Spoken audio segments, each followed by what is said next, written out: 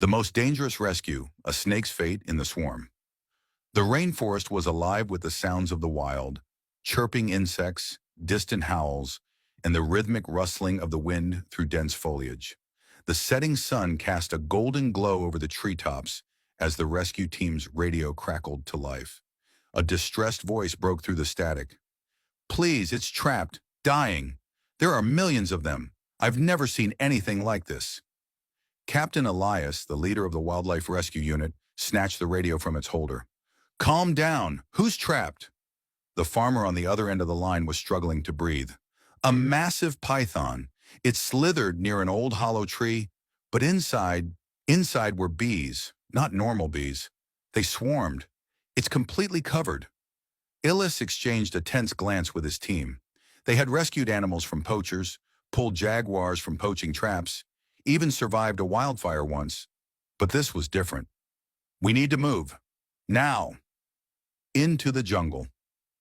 The rescue team, a highly trained unit specializing in saving wildlife in extreme conditions, jumped into their transport truck. With Elias at the wheel, they tore through the rough jungle trails, dodging thick roots and potholes. Ava, the team's insect specialist, loaded tranquilizers into syringes while checking her protective suit. "If these bees are what I think they are," she muttered, "we're in serious trouble."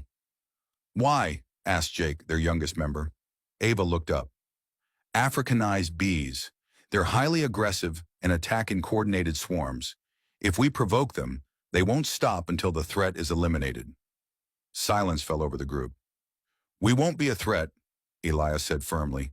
"We'll get in, extract the snake, and get out." The swarm. When they reached the farm, the sun had almost disappeared behind the trees, leaving only an eerie red glow. The farmer met them, sweat dripping from his face. He led them through tangled undergrowth until they reached a clearing. There it was. A giant Burmese python, at least 12 feet long, lay partially coiled at the base of a fallen tree. Its massive body twitched weakly, and its scales, normally shimmering with earthy tones, were dulled by a thick black cloud of bees covering it. The sheer volume of the swarm was staggering. The air itself vibrated with their relentless buzzing. "Dear God," whispered Ava. Jake gulped. "It's still alive?" "Barely," Elias said. The python's muscles flexed, a sluggish attempt to move, but it had been stung thousands of times. Its usually powerful body was paralyzed, its breathing labored. If they didn't act fast, it would die. Elias tightened his gloves. "We need to break the swarm, or we'll never get close." The plan. Ava handed Elias a canister of smoke bombs. Bees rely on pheromones to communicate. Smoke disorients them, making it harder for them to coordinate an attack. "Let's hope that's enough," Jake muttered. The team spread out. Jake and Ava prepared a small fire near the base of the tree, using damp leaves to produce thick white smoke. Elias counted down. 3, 2, 1. Jake tossed the smoke bomb into the air. It erupted in a billowing cloud. The effect was immediate.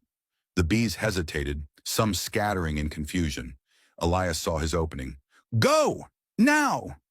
He and Ava sprinted toward the python. Ava threw a heavy, fireproof blanket over its body to block more stings, while Elias reached for the snake's head. Even in its weakened state, the python let out a slow, defensive hiss. "Easy, girl," Elias whispered. "We're here to help." The escape. The moment they lifted the python, the bees retaliated. The swarm, realizing the intrusion, rushed in like a living storm. Thousands of them broke through the smoke, diving at the rescuers. "Move, move!" Elias shouted. Jake screamed as dozens of bees stung his exposed neck. Ava swatted at the swarm, attacking her visor. Elias felt searing pain along his arms, his suit barely holding up against the onslaught. The python convulsed in his arms, heavy and slippery. But they had no choice but to run. They crashed through the undergrowth, lungs burning, hearts pounding, until they reached the transport truck. Jake flung the doors open, and Elias and Ava shoved the python inside before scrambling in themselves. Jake slammed the doors shut. For a few agonizing seconds, they sat there, panting, as the swarm raged outside. Bees battered against the windows, but eventually, without a clear target, they dispersed. "Everyone okay?" Elias managed, still catching his breath. Jake winced, rubbing his neck. I'll survive. Ava checked the python, who was barely moving. It needs treatment. Fast. Elias started the truck, flooring the accelerator toward the rescue center. The aftermath hours later, the python lay on the examination table in the sanctuary. It had been given anti-venom, painkillers, and fluids. Its massive body, once swollen from venom, was slowly recovering.